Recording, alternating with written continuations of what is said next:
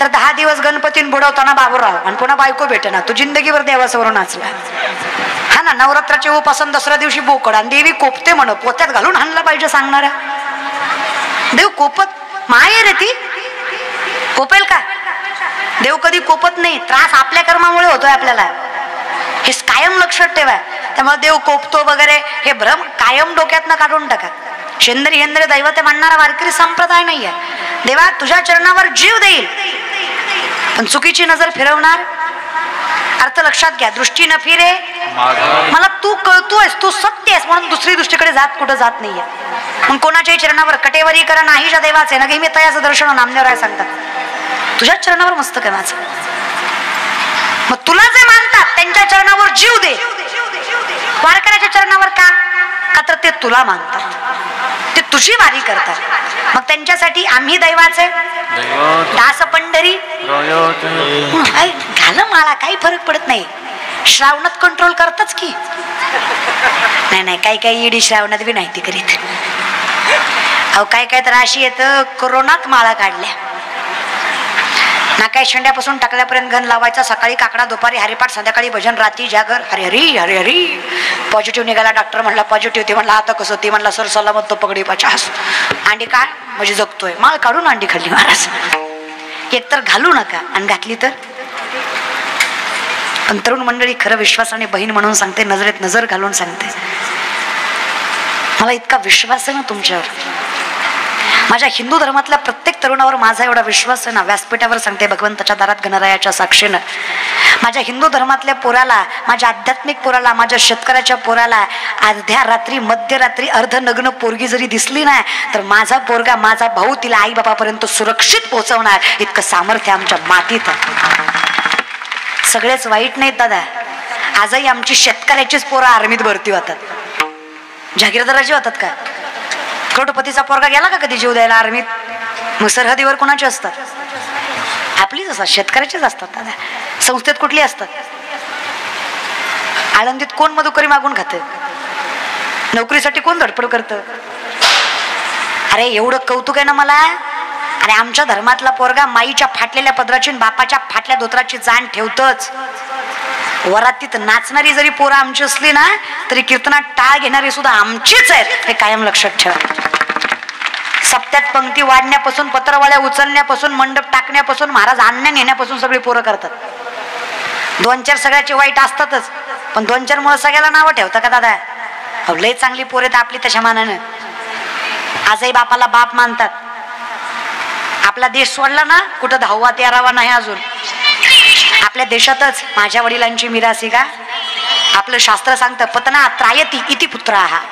जे बापाला पापातनं वाचवतं ना, मोक्षापर्यंत पोचवतो, कुळी कन्या तो पुत्र आहे. म्हणून पुत्र भावा आईसा ज्याचा तिही लोकी. तेवढं सामर्थ्य ठेवा दादांना. आणि पोरींनो तुम्हालाही सांगते, पाया पडतो तुमच्या चरणावर, मस्तक ठेवते. उठा रात्री बेरात्री कधीतरी, बापाच्या अंथरुणाजवळ जा, तिचे झिजलेले पाय सुरकत्या पडला चेहरा बघा आणि बापाच्या पायाला हात लावून वचन घ्या.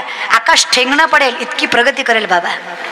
नाही काही जमलं तर हरकत नाही, पण तुमच्या नावाला माझ्यामुळं कलंक लागेल असं जिंदगीत कधी वागणार नाही, एवढं वचन फक्त बापाला द्या. काही नसतं ग पोरींनो, काही नसतं. सगळे सारखे आहेत. या जगात स्वार्थ सोडला तर कोणी कोणावर प्रेम करत? प्रेम फक्त त्याने आपल्यावर केलेलं, त्या भगवंताने, त्या माय बापाने, दुसरं कुणी सुद्धा. हे छाटछूट गोष्टीला आणि नकोच रे. आपल्या महाराष्ट्रात लव जिहाद सारखा प्रकार व्हावा का दादा? हा काय आपण माती खातो का? काय अन्नच खातो ना. मला वाईट वाटतं, दुसरं काही नाही. त्याच्यामुळं आपण कोणाकडं बघायचं नाही, आणि आपल्याकडं जो बघल त्याचे पाय तोडून हातात देता येतील एवढं सामर्थ्य आपण आपल्यात ठेवायचं. आपण जिजाऊच्या लेकी आहेत. हे काय, पोरगी दुर्गा तीच आहे आणि पार्वती ही तीच आहे. त्या शंकराचा संसारही तिने सांभाळलाय आणि त्या महिषासुराचं मर्दनही तिनेच केलंय. नाती सांभाळताना स्वाभिमान असलाच पाहिजे, पण अभिमान नसलाच पाहिजे. पण समाजात वावरताना स्वाभिमान घाण टाकून चालायचं. तुम्हालाही सांगते तरुण मंडळी, विनंती आहे, काही आयुष्यात करता नाही आलं तरी चालेल, पण साधा प्रश्न आहे माझा धुळेकर, ज्याला घरातला बाप कळला नाही त्याला पंढरीचा बाप कळणार आहे? अहो, ज्याला घरातली माय कळली नाही त्याला पंढरीची माय कळणार आहे? आणि ज्याला घरातले मायबाप कळले त्याला पंढरीचा मालक भेटल्याशिवाय राहणार नाही. फक्त हा मालक कळला पाहिजे, तो मालक आपोआप मिळतो. थोडी आईबापाची कदर करायला शिका, सामर्थ्य ठेवा, नाहीतर अवस्था वाईट होईल. धन्य माता पिता. हे कौतुक कायम करत जा, हे सामर्थ्य कायम ठेवत जा. म्हणून आयुष्यात काहीही झालं ना, कितीही मोठे झालात, किती सामर्थ्यापर्यंत पोहोचलात, तर एक मात्र कायम. तुका म्हणे माय बापे अवघी देवाचीच रूपे. हे मायबाप आम्हाला सांभाळता यावे, हे मायबाप आम्हाला कळावे. म्हणून 5 गोष्टी. मायबापाला कधी विसरू नका, धर्माला कलंक लागलं असं कधी वागू नका, व्यसनाच्या अधीन कधी जाऊ नका, नीती सोडून पैसा कधी कमवू नका, आणि ज्याने हे सगळं दिलंय त्या परमात्म्याला कधी विसरू नका. या 5 गोष्टी केल्या जीवनात आनंद आहे. हा सुंदर नामचिंतनाचा अट्टहास या सर्व संयोजक आयोजक नियोजक मंडळीच्या माध्यमातून सुंदर टाळकरी गोड गायनाचार्य अगदी सुंदर ज्यांनी गायन केलं, हरिभक्त परायण पंकज महाराज. अगदी सुंदर ज्यांचा आवाज आहे, जगाच्या मालकाची कृपा आहे, सरस्वती कंठामध्ये वास करते. त्याचबरोबर हरिभक्त परायण ज्ञानेश्वर महाराज.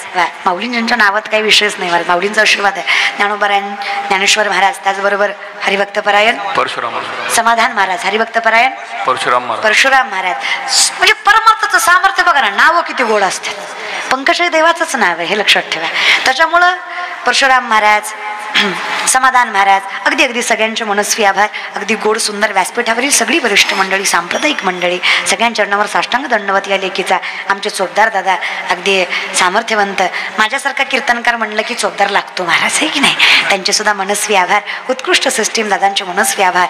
अगदी गोड पखावात ज्यांनी वाजवला, हरिभक्त परायण ऋषिकेश दादा, अगदी सुंदर गोड पखावाच गोड वाजवला, याच्यापेक्षा नम्रतेनं वाजवला. हे सामर्थ्य तुमच्यात आहे, माऊलींची कृपा आहे तुमच्यावर.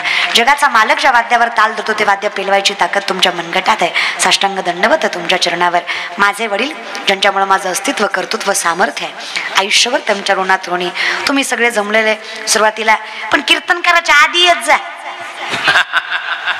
हा ना, आधी जाता महाराजाच्या. आता मला बघा, मी इथून निघाले, मला बार्शीला पोहोचायला किती 7 ते 8 तास सहज लागतात. माझं गाव आहे बार्शी, सोलापूर जिल्हा, भगवंताची बार्शी. माझी संस्था तिथंच आहे. त्या बार्शीला कधी आलात पंढरपूरला जाताना तर या, तिथून जावं लागतं तुम्हाला. ते हायवे झाल्यामुळे आता तिकडून सोलापूर मार्गे जातात, पण मधनं गेलात तर 40-50 किलोमीटर वाचतं तुमचं, आणि भगवंताचं गोड दर्शन होईल. अंबरीश राजाची जो महापुराणात कथा आहे ना, श्रीमद भागवत महापुराणात, ती आमच्या बार्शीची. अंबरीश राजा वरत हसतं. अगदी सामर्थ्यवंत गोड गाव आहे. या कधीतरी. हा, तर त्या बार्शीला यायला 7.5 ते 8 तास लागतात. म्हणजे बघा, आम्ही 1-1.5 वाजता निघालो लक्ष्मीचं, कारण आमच्याकडे गौरी असतात. गौरीचं आगमन केलं घरी, तिथून निघालो. इथं यायला आम्हाला 8-8:30 वाजल्या. इथं आलो, मग इथं कीर्तनाला येऊन उभं टाकलो. विचार करा, आधी कोणी यायला पाहिजे, तुम्ही का आम्ही? कारण आम्ही निघाल्यावर पोहोचायला आधी कोण, तुम्ही का आम्ही? मग येत जा तरी घ्या आधी. महाराजाच्या आधी येत चला, महाराजाच्या आधी येत जा. महाराजाच्या कीर्तन झाल्यावर नंतर जात जा. तेवढंच पुण्याचे साठा पदराशी बांधून घेत जा. कारण दादा, हे व्यासपीठ कुठल्या कार्यक्रमाचं नाही आहे, हे कीर्तनाचं आहे. आणि या व्यासपीठामध्ये इतकी ताकद आहे, माणसाला देव करायची ताकद या कीर्तनात आहे. त्यामुळे तुम्ही सामर्थ्याने गेले 2.5 तास येतं, 2.5 पावणे 3 तास झालं बसलाय. 8:45ला रुपाळी चालू झाली आहे, 11:30 झाल्यात. माझ्या जिंदगीतलं एवढं मोठं पहिलंच कीर्तन आहे. मोठं म्हणजे लांबलचक, हा ना. 2:45 तास झालं आपण इथं बसलायत. सामर्थ्यवंत आहात. जे कीर्तनाला आले त्यांचा आभार. जे कीर्तनाला येऊन खेटर घालून बसले त्यांचे आभार. जे कीर्तनाला येऊन बी कीर्तनात नव्हते त्यांचे आभार. आणि जे घरी पालतं पडले त्याला दंडवत. कारण कसं आहे ना, आपण कोणाला वाईट नाही म्हणायचं. जे ते आले कीर्तनाला ते देव आहेत, जे नाही आले ते महादेव आहेत, हो की नाही? आपण वाईट बोलण्यात मजा नाही, कारण वाईट बोलण्याचं जग राहिलं नाही. त्यामुळे तुम्हा सगळ्यांचे अगदी मनस्वी आभार. हा, शेत कळलं म्हणजे हात, आहे की नाही? मिठाचा हत्ती पाण्यातनं बाहेर येणार, काय होईल तो? मग ज्या दिवशी मला या परमात्म्याची ओळख होईल ना, त्या दिवशी मी राहणार नाही, माझं स्वरूप परमात्म्यासारखं होईल. मी देवाकडे गेलो. करा विचार. 23-24 वर्षाची पोरगी आहे. काय कमी केलं देवाने मला? सुख, समृद्धी, ऐश्वर्य, समाधान, सगळ्यात मोठं सॅटिस्फॅक्शन, समाधान. आम्ही त्याच्या चरणावर मस्तक ठेवलं. आज अख्खं जग आमच्या चरणावर मस्तक ठेवतंय का, तर आम्ही त्याच्या चरणावर मस्तक. आणि आजची पुढे विचारतो देव काय देतो. अरे बघा वाचून ज्ञानेश्वरी एकदा, काय देतो ते, हो की नाही. मला माझ्या मैत्रिणी म्हणायच्या, मी पण कॉलेजेस, आता सध्या मी लॉच्या सेकंड इयरला आहे, आम्ही करतोय कंटिन्युअसली कॉलेज करते मी. आणि सगळ्यात महत्त्वाचं माझं स्वप्न होतं की जो त्रास मला झाला कीर्तनकार व्हायला किंवा जे मला भोगावं लागलं, मला याचं पुढच्या पिढीला देता यावं काहीतरी सामर्थ्य. कारण काहीतरी आउटपुट असल्याशिवाय नुसतं सांगण्यात मजा नाही. म्हणून मी असं विठ्ठलासमोर नजर वर करून छाती फुगून अशी टाच मानेनं उभा राहून सामर्थ्याने सांगू शकते, विठ्ठला एकही रुपया कोणाची देणगी न घेता, कधी हातात पावती पुस्तक नाही का, मी कधी मंदिर बांधतोय, मी काय करते म्हणून कधी पावती पुस्तक हातात न घेता, फक्त हे जे कीर्तन करते ना, या कीर्तनाच्या मानधनावर, का तर ते थोडंफार कष्टाचं आहे, प्रवास करावा लागतो, मरावं लागतं, 2 तास बोलावं लागतं, ते कष्टाचं आहे, तो देव माफ करू शकतो. फक्त या कीर्तनाच्या मानधनावर 10-20% संसाराला गेला असेल पैसा, नाही म्हणू शकत नाही, खातो पितो आपण त्याच्या जीवावर. पण उरलेले 70-80% मी 5.5 ते 6 कोटी रुपयाची शिक्षण संस्था उभी केली, ज्यामध्ये गरीबातली गरीब पोरगी शिक्षण घेते. माझी फक्त मुलींची संस्था आहे. हा म्हणजे पोरी बऱ्या आहेत आपल्या, तुम्ही चांगलेच आहे दादा, तसा काही वाद नाही, पण मी समर्पक मुलींसाठी आहे, कारण मी स्वतः मुलगी आहे. मग मी मुलींची एज्युकेशन बेसिक तर देतच, CBSE pattern, SSC pattern, semi English, Marathi medium, English medium, art, commerce, science, सगळ्या शिक्षण घेणाऱ्या मुली, त्या शिक्षणाबरोबर शास्त्र, वेद, उपनिषद, विचारसागर, विष्णू सहस्त्रनाम, श्रीमद भगवद्गीता, श्रीमद भागवत, त्या देवी पुराण, हे सगळ्या गोष्टी सामर्थ्याने शिकवल्या जातात. स्वानंद सुखनिवासी वैकुंठवासी जो बाबाच्या शिक्षण संस्थेनुसार 4 वर्ष ज्यावेळेस आपण त्या संस्थेमध्ये राहतो आणि परिपूर्ण कीर्तनकार तयार होतो, अक्षरशः आमचे गुरु दत्ता महाराज हुके अखंडितपणे ज्यांनी वेदांताचं अध्ययन केलं, मुमुक्ष धर्मशाळा पंढरपूर जे वेदांताचे महारथी झाले, ते संहिता देतात. मी कीर्तन शिकवते, भैरव गुरुजी गायन शिकवतात, माझे वडील, हे माझे वडील पेटी शिकवतात, त्याचबरोबर माऊली महाराज पखावाज शिकवतात सामर्थ्याने. आज 90 ते 100 मुली माझ्याकडे आहेत. कादीशिवाय पोरगी झोपत नाही, आरो शिवाय पाणी पित नाही, सोलर शिवाय आंघोळ नाही, गरम पाण्याशिवाय. एक हॉल बांधला आणि त्यात 50 पोरी झोपवल्या. प्रत्येक 4 मुलीला वेगळी रूम, वेगळं वॉशरूम, वेगळं बाथरूम, CCTV कॅमेराच्या कक्षामध्ये संस्था, 6 मजली आरशीशी. माझं स्वतःचं घर पत्र्याचं आहे, पण पोरींची संस्था सिमेंट कॉन्क्रीटची आहे. हे कौतुकानं सांगते. माझं घर 2 BHK, पण माझ्या संस्थाच्या 35 रूम आहेत. आणि काय आहे ना, ही ताकद परमात्मा देतो. आता हे मी केलं का, नामा म्हणे केशवराजा केला, नियम चालवले माझा, मी फक्त बोलले, देवाने तुम्ही फक्त, मी पंढरीला जातो म्हणा, देव बरोबर नेतोय. तुम्ही फक्त भजन करायचं म्हणा, देव बरोबर करून घेतोय. तुम्ही फक्त तयारी दाखवा, तुम्ही 3 पावलं देवाकडे चाला, देव 47 पावलं तुमच्याकडे चालतो. तुम्ही फक्त 3 चाला, 3 चाला, फक्त लई नाही, थोडं. तुम्ही क्षणभर थांबा, देव आयुष्यभर सांभाळतो. एवढं देतो रे देव. किती देतो. आम्ही पाण्यात गेलो, आम्ही मिठाचे पाण्यासारखे झालो, देवानं देव केला. पण मी विचारलं, तुकोबा देवानं तुम्हाला देव केलं, इतकं देव तुम्हाला आवडतो, म्हणजे किती आवडतो. तुकोबाराय म्हणले, काय सांगू, जीव दिला. असं वाटतं त्याच्याकडं बघावं आणि जीव ठेवावा. 16.5 वर्षाची कानोपात्रा वेश्येची पोरगी आहे.